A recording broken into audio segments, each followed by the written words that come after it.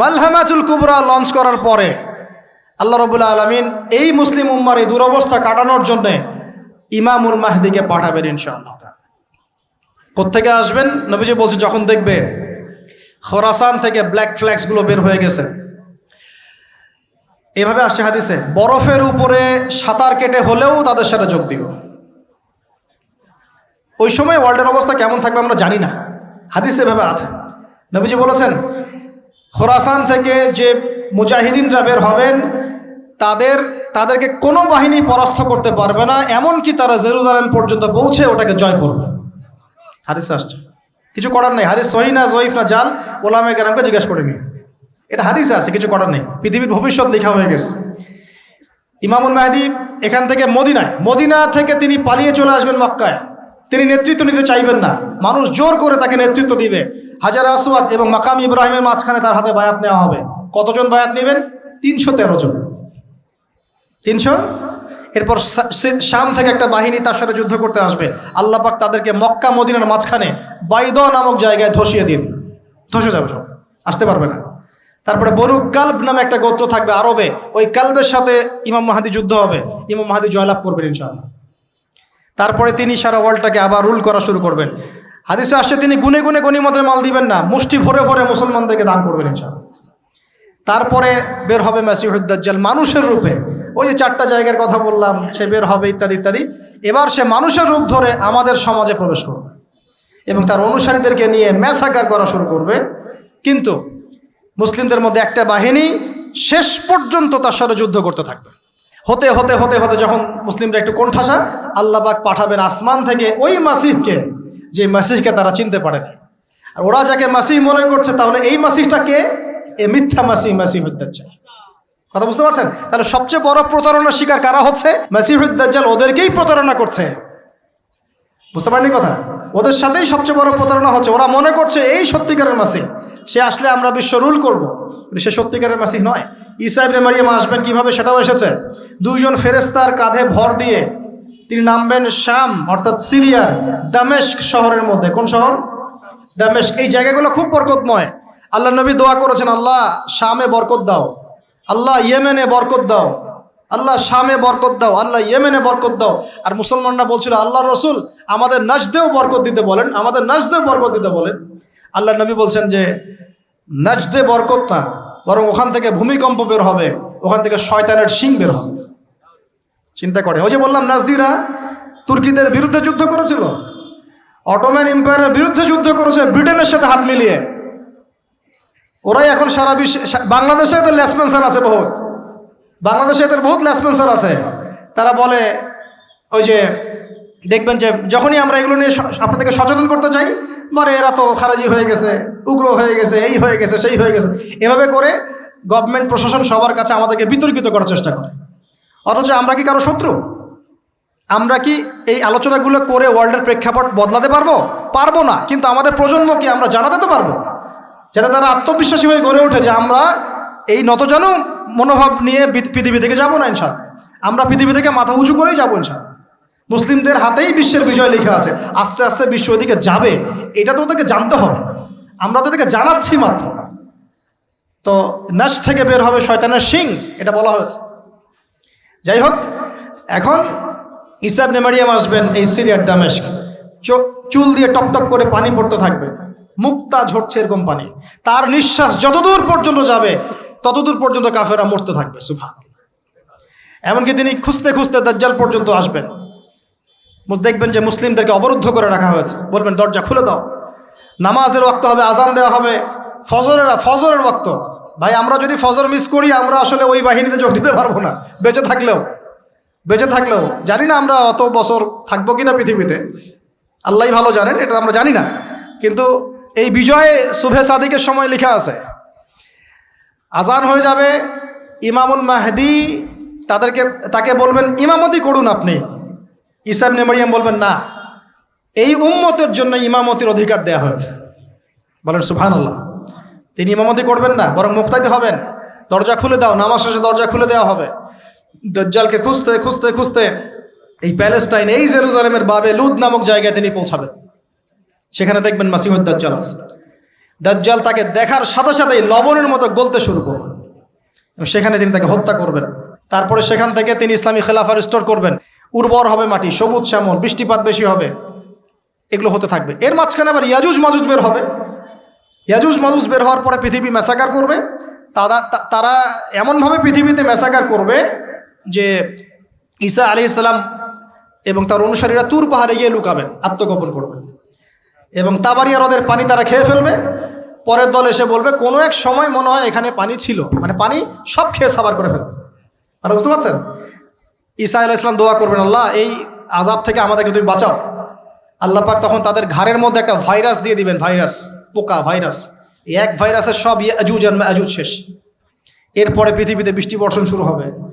আল্লাহ পাক কোথা থেকে জানি পাখি পাঠাবেন, ওই যে আবাবিল পাখি পাঠিয়েছিলেন না, এরকম কোথা থেকে পাখি পাঠাবেন বড় বড় নখওয়ালা। এরা ওদের দেহগুলো উঠাবে, মহাবিশ্বের কোথাও গিয়ে ফেলে দিবে, জানি না আমরা কোথায় ফেলব। এগুলো রূপকথা মনে হচ্ছে না অনেকের কাছে, এগুলো সত্য, হাদিসে আসছে, একটা শব্দ সত্য। এরপর 40 বছর এভাবে চলে যাবে, ঈসা আলাইহিস সালাম ইন্তেকাল হবে। তারপরে হাদিসে আসছে মানুষ আবারও খারাপ হওয়া শুরু করবে। এত খারাপ হবে, এত জঘন্য হবে যে আল্লাহ শব্দটা বলার মতো একটা মানুষ আর পৃথিবীতে থাকবে না। একটা মিষ্টি মৃদু একটা বাতাস আসবে, এই বাতাস মুমিনদের বগলের নিচ দিয়ে প্রবাহিত হবে এবং যার অন্তরে এক সরিষা দানা পরিমাণ ঈমান আছে, ওই বাতাসে তার জান কবজ হয়ে যাবে। বাকি থাকবে সব এই যে গরু, ছাগল, হাঁস মুরগির মতো মানুষ, গবাদি পশু। আল্লাহ বলার মতো মানুষ নাই, রাস্তা মোড়ে মোড়ে জেনা করবে। এটা আরো অনেক পরের কথা, অনেক পরের কথা। আমরা ওই যুগ দেখতেও চাই না, বাঁচতেও চাই না ওই যুগে, তাই না ভাই? আল্লাহ পাক বলছেন এরপরে, আল্লাহ রাসূল সাল্লাল্লাহু আলাইহি ওয়াসাল্লাম বলছেন এরপরে একদিন সকালে হঠাৎ করে দেখবে কেনা বেচা করতে করতে, কথা বলতে বলতে, পানি পান করতে করতে, খাবার খেতে খেতে এই যে পশ্চিম দিক থেকে সূর্য উঠে গেছে।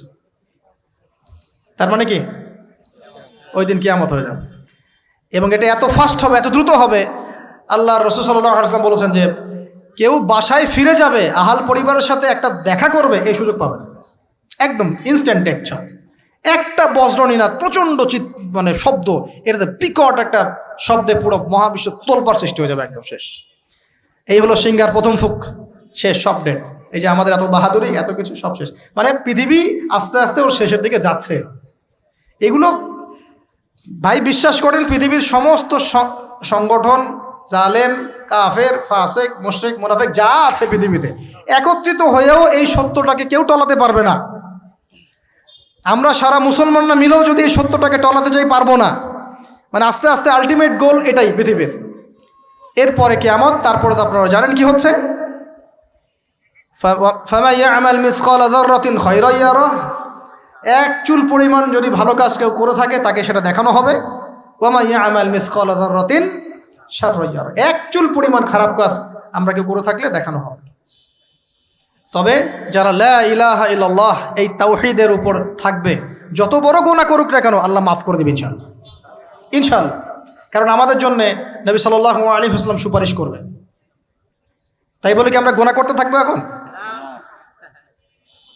এটা নবী সাল্লাল্লাহু আলাইহি ওয়াসাল্লামের শান, তার মর্যাদা। আল্লাহ রাসূল সাল্লাল্লাহু আলাইহি ওয়াসাল্লাম এই কথা বলে গিয়েছেন যে কবিরা গুনাহগার মুসলমানদের জন্য আমি সুপারিশ করব। তাওহীদের উপর যারা থাকবে ইনশাআল্লাহ জান্নাত, শিরকে থাকলে, কুফরিতে থাকলে জাহান্নাম ছাড়া কোনো গতি নাই। এ হলো পৃথিবীর শেষ। আমরা তো জান্নাতে যেতে চাই কি চাই না ভাই? তাহলে এখন আমরা জানি যে এই অবস্থা কেন হচ্ছে। যখন মানুষের অস্ত্র ধরার সুযোগ থাকে না, তখন তার অস্ত্রই হচ্ছে অস্ত্র। অস্ত্র কি? মানে চোখের পানি, এটাই আপনার অস্ত্র। ইমাম শাফিঈ রাহিমাহুল্লাহ বলতেন যে তাহাজ্জুদের ওয়াক্ত, মানে যখন শেষ রাত চলে আসে, তাহাজ্জুদের ওয়াক্তে যে দোয়াগুলো করা হয়, এগুলো এমন এমন তীর বা এমন অস্ত্র যেটা কখনো ব্যর্থ হয় না। কে চিল্লাচিল্লি করছেন? পুরো আলোচনায় একবারও ঠিক বলার দরকার নাই, কারণ আপনি ঠিক বললেও যেটা ঠিক সেটা ঠিকই, আর যেটা আপনি ঠিক বলবেন না, কোরআন সুন্নাহ যদি ঠিক না বলে এটা ঠিক না। তো এই ঠিক বেঠিকের দরকার নাই। কারণ হচ্ছে আমরা যদি এই আয়োজনটা মসজিদে করতাম, আপনারা কি মসজিদে এরকম শোরগোল করতেন? কথা বুঝেন, যদি আমরা এই আয়োজনটা মসজিদের মধ্যে করতাম, আপনারা কি মসজিদেও শোরগোল করতেন, হট্টগোল করতেন? যদি করতেন তাহলে সেটা হতো কিয়ামতের আলামত। কারণ নবী সাল্লাল্লাহু আলাইহি ওয়াসাল্লাম বলেছেন কিয়ামতের আগে আগে মসজিদগুলো হবে চাকচিক্যময় এবং মসজিদ থেকে হেদায়েত উঠে যাবে, মসজিদ থেকে হেদায়েত উঠে যাবে। এমন হাদিস এসেছে যে মানুষ জামাতে নামাজ পড়বে কিন্তু মুসল্লিদের মাঝে একজন প্রকৃত ইমানদার খুঁজে পাওয়া যাবে না। তা আপনাদের কি মনে হয় সেই যুগটা আসতে বাকি আছে অনেক? তো মসজিদে যদি শোরগোল হট্টগোল করা হয়, এটা হচ্ছে একটা কিয়ামতের সাইন, যে কিয়ামতের আগে আগে মসজিদের শোরগোল হট্টগোল বেড়ে যাবে। আপনারা কি এটা চান? তো আমরা যদি এই আয়োজনটা মসজিদে করতাম, আপনারা কি চিল্লাচিল্লি করতেন, হট্টগোল করতেন? মনে করেন এখন আমরা একটা মাঠেই বসে আছি, কিন্তু এই মাঠে কোরআন এবং সুন্নাহর কথা হচ্ছে, আমরা কি হট্টগোল করব, শোরগোল করব? আল্লাহ পাক আমাদের সবাইকে কোরআন এবং হাদিসের সামনে আত্মসমর্পণ করার তৌফিক দান করুন। আজকে 5 ওয়াক্ত নামাজ কারা কারা পড়েছেন হাত তোলেন দেখি। মাশাআল্লাহ, হাত নামান। আজকে সারাদিনে সূরা কাহাফ পড়েছেন কতজন?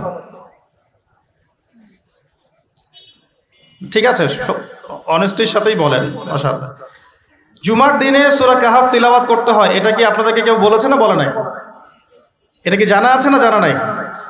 জানা আছে? আচ্ছা, কেন প্রত্যেক জুমায় সূরা কাহাফ তিলাওয়াত করতে হবে, কেন? নবী সাল্লাল্লাহু আলাইহি ওয়াসাল্লাম বলেছেন, একটু মনোযোগের সাথে শুনতে হবে আর মনোযোগটা ধরে রাখার চেষ্টা করেন। 1 ঘন্টা 1.5 ঘন্টার ব্যাপার। আর আমি জানি এটা এমন যুগ যে যুগে মানুষ 10 মিনিট মনোযোগ ধরে রাখতে পারে না। এর কারণ কি জানেন? এর কারণ হচ্ছে স্মার্টফোন। এর কারণ কি? যে যত বেশি স্মার্টফোনে এডিক্টেড, তার মনোযোগ ধরে রাখার ক্ষমতা তত কম। আমরা এখন মনোযোগ ধরে রাখতে পারি না, এটা একটা অন্যতম কারণ। তো প্রত্যেক জুমায় নবী সাল্লাল্লাহু আলাইহি ওয়াসাল্লাম সূরাতুল কাহাফ তেলাওয়াত করতে আমাদেরকে উৎসাহিত করছেন। এর পিছনের কারণ হচ্ছে নবী সাল্লাল্লাহু আলাইহি ওয়াসাল্লাম বলেছেন, সূরাতুল কাহাফ যে ব্যক্তি জুমার দিন তেলাওয়াত করবে, এক জুমা থেকে আরেক জুমা পর্যন্ত তার যে জীবন, এই যে হায়াতটা, আল্লাহ পাক এটাকে নূর বা আলো দিয়ে ভরে দিবেন। আলোর কেন দরকার হয়? আলোর দরকার হয় কেন? অন্ধকার থেকে নিজেকে বাঁচানো বা অন্ধকারে পথ দেখা, পথ খুঁজে পাওয়া, এই জন্য তো আলোর প্রয়োজন হয় নাকি? তাহলে আপনার জীবনটাকে আলো দ্বারা ভরে দেওয়া হবে। অর্থাৎ আমরা যে পৃথিবীর জীবনে বসবাস করছি, চারপাশে অনেক অন্ধকার আছে, আছে কি নাই? এই অন্ধকারগুলো কাটিয়ে উঠতে আপনাকে সূরাতুল কাহাফ কাজে দিবে ইনশাআল্লাহ। তো নূর দিয়ে ভরে দেওয়ার অর্থ হচ্ছে আপনার জীবনটাকে আল্লাহ পাক ঈমানের নূর দিয়ে ভরে দিবেন ইনশাআল্লাহ। তো সূরা কাহাফের গুরুত্ব আছে না? আচ্ছা, 2, নবী সাল্লাল্লাহু আলাইহি ওয়াসাল্লাম বলেছেন যে সূরাতুল কাহাফ যে ব্যক্তি জুমার দিনে পড়বে এবং এর কমপক্ষে প্রথম 10টা আয়াত মুখস্থ করবে, তার জীবদ্দশায় যদি মাসিহুদ দাজ্জাল বের হয়, এই দাজ্জাল সেই ব্যক্তির কোনো ক্ষতি করতে পারবে না। খুশি হন নাই? একটু বোঝাই আপনাকে যে এই পৃথিবীতে এখন যতগুলো সমস্যা আছে বা যতগুলো ফিতনা আছে, এগুলোকে যদি একত্রিত করি তবুও দাজ্জালের সমান হবে না। নবী সাল্লাল্লাহু আলাইহি ওয়াসাল্লাম বলেছেন, পৃথিবীতে আদম আলাইহিস সালামকে সৃষ্টি করার পর থেকে কিয়ামত পর্যন্ত মাসিহুদ দাজ্জালের মতো ভয়ঙ্কর কোনো ফিতনা আসে নাই, আসবেও না। আল্লাহর এমন কোনো নবী নেই যেই নবী তার কওমকে দাজ্জাল সম্পর্কে সতর্ক করেন নাই। এমনকি নূহ আলাইহিস সালাম পর্যন্ত তার কওমকে দাজ্জাল সম্পর্কে সতর্ক করেছেন। আর আমি মুহাম্মদ সাল্লাল্লাহু আলাইহি ওয়াসাল্লাম তোমাদেরকে একটা বাক্য বেশি বলছি যা অন্য নবীগণ বলেন নাই, সেটা হলো মাসিহুদ দাজ্জাল এক চোখে অন্ধ হবে, তোমাদের রব আল্লাহ তিনি অন্ধ নন। যে ব্যক্তি জুমার দিনে সূরা কাহাফ তেলাওয়াত করবে এবং সূরা কাহাফের প্রথম 10টা আয়াত কমপক্ষে মুখস্থ করে রাখবে, এর হক আদায় করবে, তার জীবদ্দশায় যদি দাজ্জাল বের হয়, দাজ্জাল তার কোনো ক্ষতি করতে পারবে না।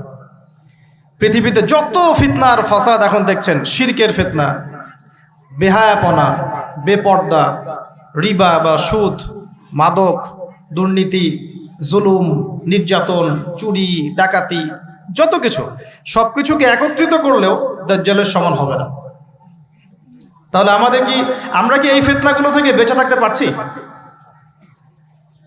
আপনি কি পর্নোগ্রাফির ফিতনা থেকে মুক্ত? আপনি কি ইন্টারনেট জগতের এই নোংরামি ফিতনাগুলো থেকে মুক্ত? আমি কি মুক্ত? আমি নিজেও মুক্ত না। আপনার সামনে ভালো সাজারও আমার কোনো দরকার নাই। আমরা যারা ইন্টারনেটে ঢুকেছি একবার দুইবারও জীবনে কখনো, তারা কেউই চোখের পাপ থেকে বাঁচতে পারে নাই। তাহলে ভালো সাজার তো প্রয়োজন নাই, আল্লাহকে ইস্তেগফার করার দরকার, আল্লাহ মাফ করে দেন। তা আমরা কি এই যুগে ইন্টারনেটের এই নোংরামি বেহায়াপনাগুলো থেকে মুক্ত থাকতে পারছি? না। আমরা কি এই যুগের সুদভিত্তিক অর্থনীতি থেকে মুক্ত থাকতে পারছি? আমাদের যুব সমাজ কি এই যে টিকটক বলেন, পাবজি বলেন, ফ্রি ফায়ার বলেন, মাদক বলেন, কিশোর গ্যাং বলেন, এগুলোর ফিতনা থেকে তারা কি মুক্ত? আমাদের মেয়েরা কি ফেমিনিস্ট রেভলিউশনের ফিতনা থেকে মুক্ত? আমাদের মেয়েরা কি বেপরদামির ফিতনা থেকে মুক্ত? যুবক যুবতীরা কি হারাম অ্যাফেয়ার্সের ফিতনা থেকে মুক্ত? পরিবারগুলো কি পারিবারিক কলহ থেকে মুক্ত? আমাদের সন্তানরা কি ফিতনা থেকে মুক্ত? আমাদের প্রত্যেকটা খাবার কি বিশুদ্ধ, পরিশুদ্ধ না করাপ্টেড? আমাদের বিশ্বের পুরো পলিটিক্যাল সিস্টেমটা কি আল্লাহ পাকের আইন দ্বারা চলছে? আমাদের পুরো মুসলিম উম্মার প্রত্যেকটা জাতি আজকে কি কুফফারদের নির্যাতনের ফিতনা থেকে মুক্ত? তো আমরা যদি এই ফিতনাগুলো থেকে মুক্ত হতে না পারি, কিভাবে দাজ্জালের ফিতনা থেকে আমরা বাঁচতে পারি? আমি কি বোঝাতে পারছি দাজ্জালের ফিতনা কত বড়? বুঝতে পারছেন? সে যখন বের হবে তখন সে সারা বিশ্বকে শাসন করবে 40 দিন। কতদিন? যার প্রথম দিনটা হবে 1 বছরের সমান, দ্বিতীয় দিনটা হবে 1 মাসের সমান, তৃতীয় দিনটা হবে 1 সপ্তাহের সমান, বাকি দিনগুলো হবে আমাদের দিনের মতো। সত্যি সত্যি কথা কি জানেন যে আমরা এখন চিন্তা করতে ভালোবাসি না, পছন্দ করি না। আমাদের চিন্তা করার সময় কোথায়? আমাদের সকালবেলা ঘুম থেকে উঠে ব্রাশে পেস্ট নিয়ে বাথরুমে যেতে হয়, কারণ আমাদেরকে অফিস ধরতে হবে 8টায় 9টায়, কাউকে স্কুলে কলেজে ইত্যাদি ইত্যাদি। চিন্তার সময় কোথায়? চিন্তা তো করতাম আমরা তাহাজ্জুদের ওয়াক্তে, তাহাজ্জুদের নামাজ পড়ে চুপচাপ বসে চিন্তা করতাম কি হচ্ছে, কি হতে পারে, আমার কি হালত, আমি কি করব, দুনিয়াতে কি করলাম, পরকালে কি উত্তর দিব ইত্যাদি। চিন্তার সময় হচ্ছে ফজরের নামাজের পরে। দেখা যায় 70% মানুষই ওই সময় জাগনা থাকে না, তাই না? চিন্তার সময় কোথায়? সকালবেলা যখন আমরা উঠি শুরু হলো ফার্স্ট লেন অফ লাইফ, মানে রেস, দৌড়ানো। আমরা ঢাকার ফ্লাইওভারের উপর উঠে দেখি মানুষ ছুটছে, খালি ছুটছে। 1 সেকেন্ড কেউ কাউকে ছাড় দিবে না। তখন গাড়ি ড্রাইভ করছে, 1 সেকেন্ড সে যে ছাড় দিবে, একটু দাঁড়াবে, আমরা চলে যাব, সাইড দিবে না, কারণ ও আর প্রতিযোগিতায় আছে কে কার আগে যেতে পারে। কেউ কাউকে ছাড় দেয় না। তো এটা কি কিসের প্রতিযোগিতা? দুনিয়ার। এই ব্যস্ততা কিসের বলেন? দুনিয়ার। এখন এই ব্যস্ততার সময় ঠান্ডা মাথায় চিন্তা করার সময় কোথায়? এই যে আমি বললাম একটা হাদিস, এই হাদিসটা তো চরমভাবে বিশুদ্ধ, যে দাজ্জালের প্রথম দিনটা হবে 1 বছরের সমান। কখনো কি ভেবেছেন যে 1 বছর একটা দিন কিভাবে হতে পারে? 1 বছরের সমান যদি একটা দিনকে হতে হয় বাহ্যিকভাবে, তাহলে তো এই মহাবিশ্বে বড় কিছু হতে হবে, যাতে পৃথিবীর আর্নিক গতি থেমে যাবে বা স্লো হয়ে যাবে। সায়েন্সে পড়েছেন এখানে কেউ কি আছেন? ফিজিক্সে পড়েছেন? ওই যে ভাই, আচ্ছা আপনি বলেন, পৃথিবীর গতি যদি না কমে তাহলে কিভাবে একদিন এত বড় হবে? এটা কি সম্ভব ভাই? সায়েন্সে, উনি সায়েন্সে পড়েছেন, ফিজিক্সে। তাহলে কি মহাবিশ্বে এমন কিছু হতে যাচ্ছে? যদি হয় তাহলে আমাদের এই সাজানো গোছানো দুনিয়ার কি হবে? আরো চিন্তা করি নাকি এর অন্য কোনো ব্যাখ্যা আছে, যে ব্যাখ্যা আমি জানি না? ভাবতে হবে। আমি চাচ্ছি আজকের লেকচারে আপনারা একটা নসিহত দিয়ে বাসায় যান, সেটা হচ্ছে ভাবতে হবে। কি করতে হবে? ভাবতে হবে, চিন্তা করতে হবে। একটু থামেন। এই যে ব্যস্ততার যুগে আপনি ঢুকে গেছি আমরা, সকাল থেকে শুরু করে রাত পর্যন্ত একটাই ফিকির, একটাই চিন্তা, টাকা পয়সা, বাড়ি গাড়ি, স্ত্রী সন্তান, বউ বাচ্চা, আমার ক্যারিয়ার, আমার রিজিক, এই তো। একটু এর মাঝে সময় নেন, আল্লাহকে সময় দেন, নিজের অতীতের পাপগুলোকে নিয়ে ভাবেন। কত বছর আমরা পৃথিবীতে থাকতে পারি? হাইয়েস্ট কত বছর? 100 বছর হাইয়েস্ট। ভাবেন তারপরে কি হবে? আমার পরে আমি কোন প্রজন্ম রেখে যাচ্ছি? ওরা কি আদৌ আমার জন্য রব্বির হামহুমা কামা রব্বায়ানি সগীরা পড়তে পারবে? আমি কি ওকে শিক্ষিত করলাম? আলিফ বাও তো চিনে না আমার ছেলেটা, আমার ছেলে আলিফ বাই চিনে না। এই জেনারেশনের একটা জেনারেশন ছিল আমাদের আগের জেনারেশন, মাশাআল্লাহ। তখন কি হতো, প্রত্যেকটা গ্রামে গ্রামে, শহরে শহরে, স্কুলে কলেজে, বিভিন্ন জায়গায় বাধ্যতামূলক আপনি আরবি পড়তেন। এখন বিশ্বাস করেন তো, আপনি তো বিশ্বাস করেনই, আমি জানি। বিশ্বাস করেন কি যে আপনি এখন আরবি থেকে অনেক দূরে সরে গেছেন? আপনি এই যে পড়াশোনা করেছেন, ওই যে ভাই হাত তুললেন ফিজিক্সে, মিনিমাম 20 বছর, তা আপনি 20 বছরে 20টা সূরা শিখেছেন কি? আমরা আমাদের পরের জেনারেশনকে কোন হালতে রেখে যাচ্ছি, এগুলো কি ভাবতে হবে না, হবে না? আলী ইবনে আবি তালেবের একটা কথা বলি, তাহলে আপনি বুঝবেন। আলী ইবনে আবি তালেবের নাম কি শুনেছেন আপনি? শোনা উচিত ছিল। তারা আপনার আইডল। মেসি নেইমার আপনার আইডল নয়। মেসি নেইমার সৌদি আরবের আইডল। কিসের আইডল? আমাদের আইডল নয়। আমাদের আইডল হচ্ছে মুহাম্মদ সাল্লাল্লাহু আলাইহি ওয়াসাল্লাম, সাহাবায়ে কেরাম, তাবেঈন, ইমামগণ, মুজতাহিদ কেরাম, মুজাহিদ কেরাম। আলী ইবনে আবি তালেব বলতেন যে মানুষ যখন দুনিয়ায় চলাফেরা করে তখন মনে হয় সে ছাড়া দুনিয়াতে আর কিছুই নাই, আর সে এমনভাবে দুনিয়া থেকে চলে যায় মনে হয় সে কখনো দুনিয়ায় ছিলই না। দুটো কথা ভাবেন, ভাবতে হবে। আজকের লেসনটা কি? ভাবতে হবে। তিনি বলছেন মানুষ এমনভাবে দুনিয়ায় চলাফেরা করে মনে হয় সে ছাড়া দুনিয়াতে আর কিচ্ছু নাই। আমাদের চলাফেরা এমন না? দেখেন, প্রত্যেকটা অঙ্গনেই, পলিটিক্যাল অঙ্গন, ইকোনমিক অঙ্গন, ধর্মীয় অঙ্গন। পলিটিক্যাল অঙ্গনে একজন নেতার চলাফেরা দেখলে মনে হচ্ছে সে ছাড়া কিছুই নাই দুনিয়াতে। যারা অর্থনৈতিক জীবনে নেতৃত্ব দিচ্ছেন তাদের কাছে মনে হচ্ছে আমরা ছাড়া দুনিয়ার ইকোনমির আর মধ্যে আর কিছুই নাই। আমরা যারা ধর্মতাত্ত্বিকভাবে চলাফেরা করি মনে হয় যে এই হুজুর ছাড়া আর কিছুই নাই দুনিয়াতে। আমার চেয়ে বড় শায়ক আর কে আছে? আমার চেয়ে বড় আর আলেম আর মুফাসসির কে আছে? সমস্যা সবার ভিতরে। শুধু এক শ্রেণীর মানুষকে আপনি টার্গেট করে আঘাত করে কথা বলা যাবে না।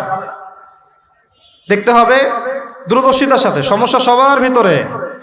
এখন দেখেন, আমরা দুনিয়াতে চলছি মনে হচ্ছে যে আমরা ছাড়া আর কিছুই নাই মনে হয়, কিন্তু মানুষ দুনিয়া থেকে চলে গেছে। প্রায় মিলিয়ন, বিলিয়ন, ট্রিলিয়ন মানুষ এখন দুনিয়া থেকে চলে গেছে সূচনা থেকে এই পর্যন্ত। তাদের কোনো খবর আছে? কাদের খবর আছে? যারা এই দুনিয়াতে থাকাকালীন এমন কিছু করে গিয়েছিল যার ফলশ্রুতিতে আল্লাহ পাক তাদেরকে চিরস্মরণীয় করে রেখেছে। আমরা কি আবু বকর সিদ্দিকের নাম শুনে নেই? তার কৃতিত্ব মর্যাদা কি কমে গেছে না বেড়েছে? উমর ইবনুল খাত্তাবের নাম শুনি নাই? পৃথিবীর শেষ পর্যন্ত তার মর্যাদা কি কমে যাবে? উসমান বিন আফফানের নাম শুনেছেন? তার কথা কি আমরা আলোচনা করি না সম্মানের সাথে? আলী রাদিয়াল্লাহু আনহুর কথা বললাম, তার কথা কি আমরা সম্মানের সাথে আলোচনা করি না? করি। তার মানে আমরা আমাদের কীর্তি দিয়ে, ভালো কিছু কাজ দিয়ে এই দুনিয়াতেও অমর থাকতে পারি, আল্লাহর কাছেও সম্মান পেতে পারি। এটাই কি আমাদের জীবনের উদ্দেশ্য হওয়া উচিত না? ভাবতে হবে কিনা? আল্লাহ পাক আমাদেরকে তৌফিক দান করুন। যে পয়েন্ট থেকে আসলাম, কিভাবে সম্ভব বলেন তো একটা দিন এত লম্বা হওয়া? ভাববেন আপনারা, পরের দিন 1 মাসের সমান, তারপরের দিন 1 সপ্তাহ, তারপরের দিন আমাদের মতো। এভাবে কে বিশ্ব শাসন করবে বলেন? দাজ্জাল শব্দের অর্থ হচ্ছে মহামিথ্যাবাদী। কি নাম? মানে যার মিথ্যার উপরে পিএইচডি আছে, মিথ্যার উপরে। আর মাসিহুদ দাজ্জাল সবচেয়ে বড় মিথ্যাবাদী। দাজ্জাল মানে মহা প্রতারক, যে আপনাকে এমন ভাবে প্রতারিত করতে পারে যার খবর হদিস আপনি পাবেন। আমরা আস্তে আস্তে আসতেছি দাজ্জাল এবং তার সাথে বর্তমান সভ্যতার কি সম্পর্ক, এবং সামনে কিভাবে সে বিশ্বটাকে শাসন করতে পারে। সে বিশ্বকে শাসন করবে। এখন আমাকে বলেন, আমার দিকে তাকান, আমাকে বলেন, একজন ব্যক্তি যদি বিশ্বকে শাসন করতে চায় তার অনুসারী লাগবে কি লাগবে না? একা একা একজন ব্যক্তি বিশ্ব শাসন করতে পারে? ও আচ্ছা, দাজ্জাল কি মানুষ না জিন নাকি? দাজ্জাল কে? এটা ফেরেশতা নাকি জিন না মানুষ? কি? এটাও একটা প্রশ্নের বিষয়। কিভাবে? দেখুন, আল্লাহর নবী সাল্লাল্লাহু আলাইহি ওয়াসাল্লাম বলছেন, নূহ আলাইহিস সালামের সময়ও নূহ আলাইহিস সালাম তার কওমকে দাজ্জাল সম্পর্কে সতর্ক করেছেন। তার মানে পৃথিবীর সূচনা থেকে সে পৃথিবীতে ছিল এবং সে বের হবে শেষ জামানায়, এবং বের হয়ে সে তার অনুসারীদেরকে নিয়ে বিশ্বটাকে শাসন করবে। তার মানে অনেক লম্বা একটা হায়াত সে পেয়েছে। কোন জাতি এত লম্বা হায়াত পায় বলেন তো? কোন জাতি? মানব জাতিকে এত লম্বা হায়াত পায়? একটা মিস্টেরিয়াস ক্যারেক্টার দাজ্জাল। সে কি? তারপরে দেখুন নবী সাল্লাল্লাহু আলাইহি ওয়াসাল্লাম একটা হাদিসের মধ্যে বলেছেন যে তাকে ওই তামিম দারির ওই দ্বীপে বন্দী করে রাখা হয়েছে। আপনারা হাদিসটা জানেন, অনেকে জানেন। দ্বীপে বন্দী থাকা অবস্থায় তাকে সাহাবীরা দেখেছেন অনেক বিশাল আকৃতিতে, ঠিক আছে। এবং সাহাবীদেরকে সে প্রশ্ন করছিল, তামিম দারিকে প্রশ্ন করছিল যে বাইসানের খেজুর বাগানে খেজুর কি ধরে? বলে হ্যাঁ ধরে। সে বলছে অচিরেই আর ধরবে না। তারপরে বলছে তাবারিয়া হ্রদে কি পানি আছে? সাহাবীরা বলছেন আছে।